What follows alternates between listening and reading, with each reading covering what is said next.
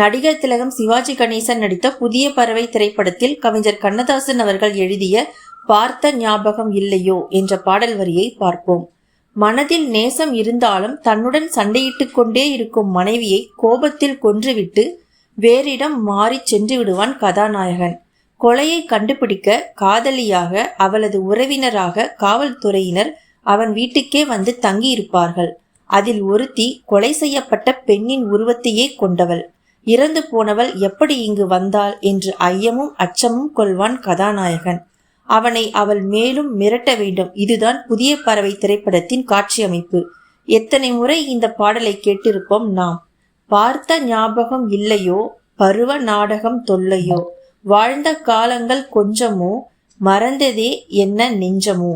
காதலியாக தன்னிடம் நடிக்கிறாள் என்பது தெரியாமலே வீட்டுக்கு வந்திருக்கும் காவல்துறை பெண்ணிடம் காதலில் மயங்கி திரிவான் காதலன். மனைவி உருவத்தில் இருக்கும் பெண்ணை பார்த்தாலே ஒதுங்கி செல்வான். பருவ நாடகம் தொல்லை என்பது இது. அந்த நீல நதிக்கரை ஓரம் நீ நின்றிருந்தாய் அந்தி நேரம். நான் பாடி வந்தேன் ஒரு ராகம். நாம் பழகி வந்தோம் சில காலம். இந்த இரவை கேளது சொல்லும், அந்த நிலவை கேளது சொல்லும், உந்தன் மனதை கேளது சொல்லும், நாம் மறுபடி பிறந்ததை சொல்லும். பழகிய பழக்கத்தை மறந்து புதியதாக ஏற்பட்டுவிட்ட உறவுக்காக கட்டுப்பட்டு நிற்கும் எவரையும் இந்த பாடல் வரிகள் சுடும். தன்னை மறந்துவிட்ட உறவை எண்ணி தவிக்கும் எந்த இதயத்தையும் இந்த பாடல் வரிகள் வருடி கொடுக்கும்.